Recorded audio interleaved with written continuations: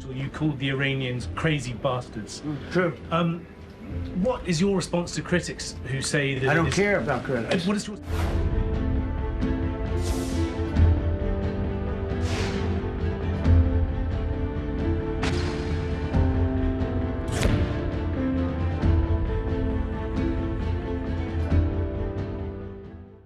자, 지금부터는요, 이 탄핵론이 불거지게 된 결정적인 순간들을 하나씩 저희가 짚어보겠습니다. 자, 첫 번째 순간 한번 볼까요? 자, 강 건너 불구경. 그러니까 트럼프식의 마이웨이 때문이라는 겁니다. 이게 사실 이런 걸 대표적으로 보여주는 게요, 지난 12일에도 있었습니다. 자, 지난 12일입니다. 미국과 이란의 종전 협상이 결렬됐습니다. 그래서 저 벤스 부통령 표정 보면요, 굉장히 침통합니다. 기자회견을 저렇게 여는 상황에서 저때 트럼프는 비슷한 시점에 뭐 하고 있었냐? 자, 저게 어디냐? 바로 격투기장입니다. UFC 격투기장인데 저렇게 관중들과 인사를 나누고 격투기 관람을 즐기는 모습이죠. 이 경기 도중에요, 뭔가 저렇게 협상 상황 같은 걸 보고받는 그런 듯한 장면들도 포착이 됐지만 흐트러짐이 없습니다. 격투기 관람에 집중하고 내내 그런 모습을 계속 보여줬던 거죠. 게다가요, 이 격투기를 보기 전에 뭐 했냐? 워싱턴 DC 그 인근에 있는 본인의 또 골프장이 있습니다. 여기서 한 5시간 정도 골프 라운딩을 즐겼다, 이런 보도들이 나오는 겁니다. 이거 어떤 의도입니까?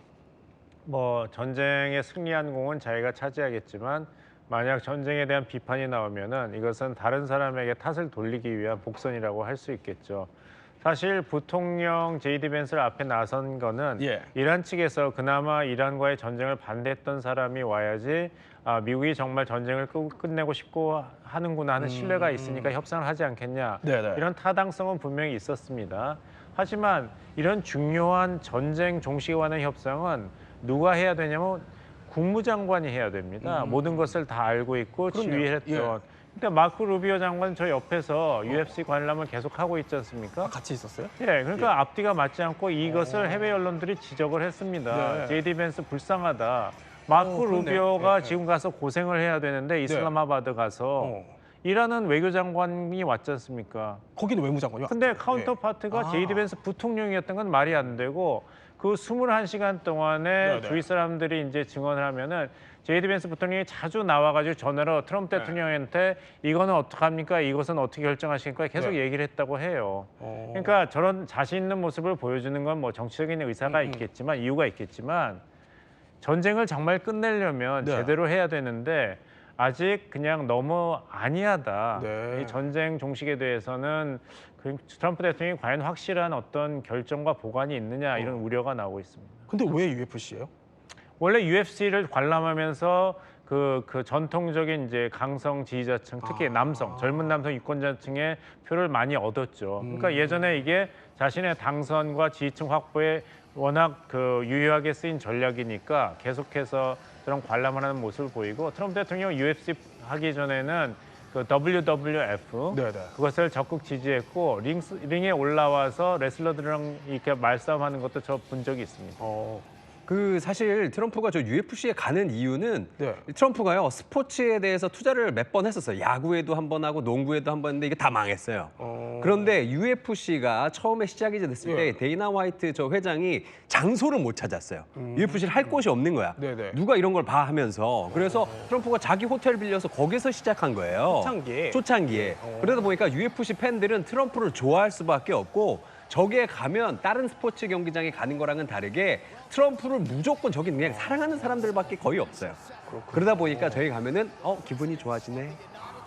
또 그런 비하인드 스토리가 있었군요. 자, 그런데 궁금한 건 아까 이전에 골프 쳤다는 거예요. 근데 사실 거의 뭐 주말마다 골프를 가다 보니까 이런 게 있어요. 트럼프가 골프를 언제 치는지 일정을 추적하는 사이트가 있어요? 네, 트럼프의 골프 사랑은 굉장히 유명하죠. 그래서 사람들이 궁금해합니다. 과연 트럼프는 이렇게 대단한 이 대통령 임기를 하면서 골프를 몇 번 치는 걸까? 그래서 사이트를 만들었습니다. 이 사이트 제목이 트럼프는 오늘 골프를 쳤나요? 라는 제목의 사이트인데요. 보시면 저렇게 빨갛게 표시되어 있는 부분이 주말이고요. 또 빨갛게 돼 있는 부분이 골프를 트럼프가 친 날입니다.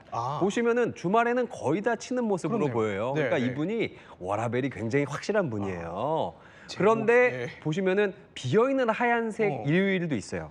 전날은 뭐냐면 그 대이란 작전 중에 그 실종된 전투기 조종사 구출했던 날 있잖아요. 아. 그날은 토요일 저녁 늦게까지 그 브리핑을 보고 받았기 때문에 네. 그 다음 날 피곤해서 골프를 즐길 수가 없었다라는 예측이 나오고 있습니다. 그렇군요. 그런데 사실 트럼프의 그 가족들도 있잖아요. 왕 교수님. 네. 이때 그 전쟁 중에 조금 구설수가 있긴 했었어요. 뭐 지금 트럼프 가족들의 행동도 그야말로 납득이 가지 않는 행동들을 보이고 있습니다. 트럼프 대통령의 이제 손자, 손녀가 10명이 있는데 그 중에 제일 이제 위에 나이 많은 손녀가 지금 이제 저기 나오는 카이 트럼프인데 네. 카이 트럼프 지금 골프 선수를 이제 골프 선수이고 이제 앞으로 유망하다는 평가도 듣고 있는데 이분이 또 인플루언서도 하고 있는 거예요. 그래서 인플루언서 하는 그 프로그램 중에서 저 고급 식당이라든가 이런 찾아가서 자기 자신을 과시하는 그래서 그것을 좋아하는 이제 또 팬들이 있는 거예요. 네네. 그런 것들 중에 하나의 프로그램으로 최근에 이제 지금 보시다시피 미국에서 가장 식료품 가게 중에서 가장 고급이다라고 이제 평가를 받고 있는 이제 LA1, 뭐 에로한 이런 가게가 있는데 네네. 거기에 간 거를 이제 자랑을 한 거죠. 근데 전쟁 중에. 지금 전쟁 예. 중에 지금 대통령의 손녀딸이 전쟁터에서 저쪽 사람들은 수천 명이 죽고 있고 네. 또 이쪽에서도 장병들이 미군 장병들이 죽고 있는 이 와중에 저런 사치스러운 모습을 보이는 것은 국민들의 지탄을 받을 수밖에 없고 그야말로 전쟁에 트럼프 대통령 가족들이 전쟁에 관심이 있는가라는 질문을 던질 수 있는 부분이 되고요. 또 하나는 또 이것은 이해 충돌 무조가 있는데 트럼프의 아들 도널드 주니어와 그 동생 이제 에릭 트럼프 이 두 아들이 예. 이 전쟁 나기 전에 투자를 한 회사가 있습니다. 투자를 한 회사 이름이 파워러스라는 회사인데 네네. 이 회사가 드론을 만드는 회사예요. 드론을 만드는 회사인데 이 전쟁 나기 직전에 이 회사에 투자를 했는데 이 전쟁 중에 미국에서 제작한 드론의 수요가 갑자기 폭증을 하는 상황이 벌어졌습니다. 네네. 이렇게 됐을 때는 누구나 다 이거 정보 내부자 정보를 이용해서 대통령 가족들이 돈을 버는 게 아니야? 라는 의심을 할 수가 있는 것이죠. 그렇군요. 이해 충돌에 걸리는 네. 이런 상황이 있고 이런 부분들은 앞으로 문제가 될 수 있을 것 같습니다. 자, 이게 이제 전쟁 후에도 또 문제가 될 수 있겠다 이런 생각이 들긴 합니다. 정말 어떻게 보면 전쟁을 남일처럼 좀 여긴다고 해야 될까요? 좀 그런 태도들이 지금 문제가 되고 있는 건데, 자, 그다음 결정적인 순간이 또 있습니다. 한번 확인해 볼까요? 자, 이번에는요 이런 얘기를 했습니다. 기자들을 견딜 수가 없다. 멍청한 질문들 매우 몰상식하다. 이건 제가 읽을 수가 없습니다. 빌어먹을 해협을 열라. 안 그러면 지옥에서 살게 될 거다. 오늘 밤 한 문명이 완전히 사라질 것이다. 자, 이렇게 전쟁 와중에 그건 뭐 입이 화근이다 이런 말처럼 트럼프의 입이 점점 거칠어지고 있기 때문이라는 겁니다. 이렇게 거의 공식적인 석상에서 너무 막말이 많이 나와서 계속 문제가 되긴 했었어요. 이전에도 그랬나요? 그 비속어를 무의식적으로 써가지고 조 예. 바이든 대통령이 사과한 적은 있습니다. 하지만 저렇게 노골적으로 또 반복해서 쓴 것은 트럼프 대통령 이의가 처음이죠. 네. 그래서 지금 나오고 있는 것이 트럼프 대통령 괜찮냐, 영어로는 언힌지 됐다고 합니다. 이렇게 나사가 풀렸다는 표현이거든요. 그러니까 침해설도 나오고 있는데요. 예. 그 왕석대 교수님께서 아까 트럼프 탄핵에 대해서 언급하셨는데 두 가지 경우가 있습니다. 하나는 이제 헌법 2조에 따라서 이제 반란을 했을 때 탄핵이 될 수가 있고 네. 두 번째는 수정헌법 25조의 사항에 보면은 대통령이 대통령직을 수행하지 못한다고 판단이 될 경우에는 부통령이 내각 장관의 절반의 동의를 받아서 대통령의 직무정지를 실행할 수 있습니다. 그러면 그 순간부터 대통령은 직무정지가 되고 부통령이 대신 임시 대통령이 되는 거예요. 그럼 대통령이 누구 마음대로 나 직무정지 시키냐? 네. 의회의 서한으로서 항의를 하면은 의회가 그것을 신속하게 심사를 합니다. 그래서 봐서 대통령 말이 맞아. 부통령이 네네. 오바했어. 그러면 다시 대통령 하는 거지만 부통령이 맞았어. 이거 나라가 이러다가 망해. 그렇다고 절반 이상이 동의를 하면은 대통령은 면직 처분이 됩니다. 그래서 그 가능성도 지금 모락모락 미국 내에서 논의가 되고 있다. 모락모락. 트럼프 대통령이 저런 발언을 할 때 보면은 교황도 공격했지 않습니까? 맞아요. 아까도 자기를 지지했던 마가 지지자층에서도 굉장한 욕설을 퍼부었지 네, 않습니까? 네. 이대로는 안 된다는 그런 의견이 나오고 있기 때문에 트럼프 대통령 탄핵은 비단 헌법 2조뿐만 아니라 수정법 25조에 따라서도 발동이 될 가능성이 없는 것은 아닙니다. 봉 교수님이 잠깐 언급해준 그 교황과의 충돌 상황도 일단 한번 보고 얘기를 더 나눠보도록 하죠. Basta con l'idolatria di se stessi e del denaro. Basta con l'esibizione della forza. Basta con la guerra. We don't like a pope that's going to say that it's okay to have a nuclear weapon. We don't want a pope that says crime is okay in our cities. I don't like it. I'm not a big fan of Pope Leo. 자, 이렇게 교황과의 충돌도 충돌이지만 얼마 전이죠. 본인을 좀 예수처럼 묘사한 이미지, 합성 이미지를 올려서 굉장히 비판을 또 받았습니다. 이 사진인데 이거를 삭제했습니다. 트럼프가 사실 원래 게시물을 좀 잘 삭제하는 편은 아닌데 이거까지 이제 삭제를 한 거예요. 그러니까 미국이 막 난리가 났어요, 정말. 네, 그 삭제했다라는 그 이유가 분명히 미국 내에서도 굉장히 큰 물의를 일으켰기 때문에 트럼프가 이거는 진짜 이건 너무 뜨겁다. 이거는 내려놔야겠어. 하고선 지웠는데 그 이미지는 이미 지금 인터넷에 박제돼서 우리가 지금 다 같이 보고 있습니다. 근데 지금 사람들이 분노한 부분은 그래서 지금 저렇게 AI 영상까지 나왔어요. 진짜 예수님이 뒤에서 오셔서 트럼프를 지옥불로 보내는 저런 AI 영상을 사람들이 공유를 하면서 자신의 신앙심을 다시 한번 확인하는 뭐 이런 영상도 나오고 있는데 그만큼 지금 미국 국민들이 화가 많이 났다는 거예요. 아니 얼마나 화가 났으면 사실 저렇게 풍자, 밈까지 지금 돌 정도라는 건데 미국 사회가 정말 왜 이렇게 뒤집힌 건지.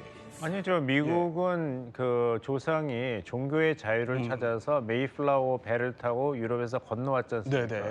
그러니까 그것을 건드리면 안 되는 거죠. 그건 미국의 중심, 근본을 건드리는 것이기 때문에 트럼프 대통령도 이것을 잘 알고 있기 때문에 일기 때도 불리한 일이 있을 때면 성경을 갑자기 들고 나오고 백악관 옆에 교회 가고 이런 모습을 보였지 않습니까? 그래서 이건 위선적인 행동이다 하면서도 지지자들 입장에서는 그래도 중심을 지키는 우리 대통령이라고 했어요. 근데 이번에 이제 부활절 이런 이미지는 너무 나가도 심하게 나간 거고 도대체 트럼프 대통령이 중심을 잡고 있느냐, 자신에 대해서 너무 과장된 의식을 가지고 있는 것이 아니냐, 이러다간 전쟁 몇 번 더 하겠다, 이런 우려가 나오고 있는 것입니다. 그래서 이 그 부활절 때 그 이미지, 이것은 왜 그것을 제어 안 했나? 제가 볼 때는 지금 백악관 비서실장이 아픕니다. 수지 와일즈. 트럼프 대통령이 제일 신뢰하는 사람인데 유방암 진단을 받고 직무를 좀 줄이겠다는 메시지를 냈어요. 그래서 이 위험한 메시지가 한번 걸러지는 게 지금 제대로 작동되지 않은 상태가 아닌가, 이렇게 볼 수 있습니다. 그러니까 측근을 통해 걸러지지 못하고 있다. 근데 그런 얘기들도 있지만 실제 미국에서 무슨 얘기가 나오냐면 혹시 이 트럼프 대통령이 아픈 거 아니냐, 이런 지적들도 나와요. 실제로 이게 제가 그냥 하는 게 아니고, 자 볼까요? 백악관에서 이런 질문이 나왔다는 거죠. What is your response to critics who say that it is your mental health that should perhaps be examined as this war continues? I haven't heard that, but if that's the case, you're going to have more people like me. 자, 그러니까 왕 교수님, 뭐 여러 가지 건강 이상설들이 계속 나와요. 뭐 치매설까지도 나오고요. 그런 말들이 나오는 것은 사실 너무나 자연스러운 것이고, 이란 전쟁 이전부터 트럼프 대통령의 전쟁 관련 발언은 그야말로 종잡을 수 없는 오락가락하는 그런 부분들이 있었죠. 물론 그 이전에도 트럼프 대통령은 그야말로 막말을 너무 많이 했기 때문에. 그런데 이 치매설을 주장하는 것은 미국 국민 전체라기보다는 또 트럼프 대통령은 반감이 매우 강한 민주당 쪽에서 나오고 있다는 것도 우리가 좀 점검할 필요는 있을 것 같습니다. 제임스 카빌이라고 하는 민주당 수석 전략가가 이제 방송에서 치매 관련해서 강한 문제 제기를 했고요.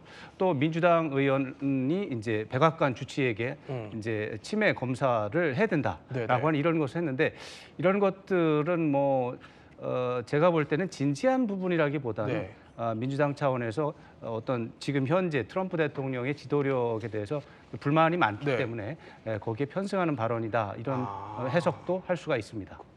그 치매 테스트는 사실 트럼프 대통령이 패스를 했습니다. 그걸 되게 자랑을 했어요. 이게 시작할 본인이 때. 받았었어요?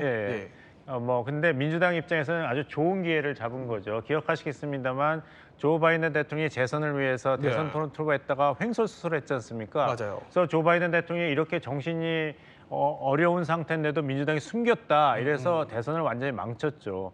이래서 민주당 측에서는 이전에 그동안 당했던 것을 갚아줄 수 있는 좋은 기회를 잡은 것입니다. 그래서 계속 이렇게 침해설을 이제 제기하는 것이죠. 아, 그러니까 바이든 전 대통령을 상대로 공격했던 그 수단이 결국에는 그대로 돌려주고 그대로 본인이 받게 되는 그런 상황이군요.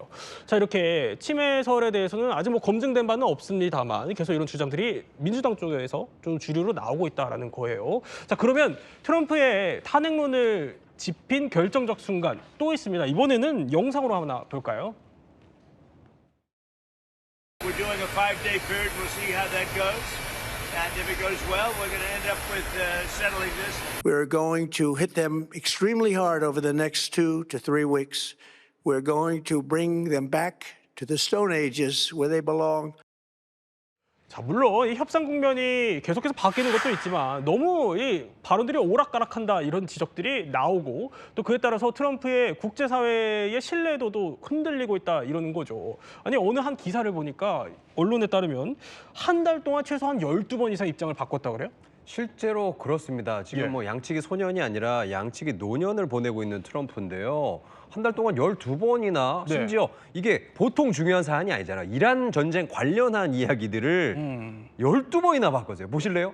48시간 줄 주겠다. 네네. 안 그럼 이란 발전소 초토하겠다. 5일 연장하겠다. 10일 연장하겠다. 뭐 이거 노래방도 아니고. 네. 그리고 2, 3주 내에 전쟁을 종료하겠다. 예. 그러더니만은 48시간 남았다. 근데 아닌데 7일까지 조치 없으면 다 부실 거다.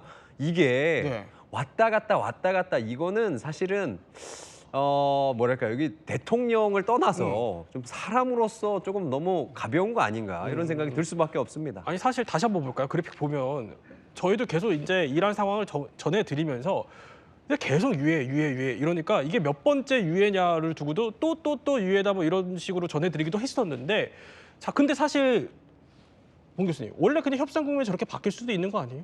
트럼프 대통령은 이것은 나의 정교한 협상 전략이다. 예. 이렇게 함으로써 상대방이 감을 잡지 못하게 해야 된다. 최후 통첩이 실행이 될지 아니면 엄포인지를 모르게 해야지 효과가 있지 않냐 이렇게 하는데 해도 너무하고 또 트럼프 대통령의 이러한 협상술은 사실 1기 4년 동안에 3개가 다 경험을 했지 않습니까? 그래서 잘 대비가 돼 있는데도 계속 같은 방법으로 엄포를 놓는 것, 효과가 없다는 것을 알 텐데 계속한다는 것 때문에 트럼프 대통령이 어떤 뾰족한 수가 없는 것이 아닌가, 네. 이란에게 국면이 계속 유리해지는 것이 아닌가, 이런 불안감이 계속 증폭되고 있습니다. 게다가 이 호르무즈 또 통행료를 둘러싸고도요 이 말을 뒤집은 것 같은 그런 상황들이 있었습니다.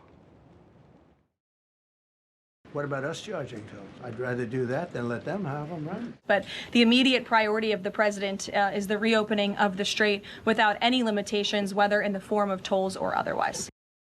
자 저렇게 이란보다는 우리가 통행료를 걷겠다. 뭐 백악관 대변인은 아니다. 그랬는데 또 이란이랑 합작하겠다. 아니 너무 오락가락하는 거 아닙니까? 네, 저 부분은 참 트럼프 대통령과 백악관 예. 참모들이 참 뼈아프게 생각할 수도 있는 부분인데 그 호르무즈 해협은 국제 해협이라고 해가지고 네. 그 통행료를 거둘 수가 없는 곳입니다.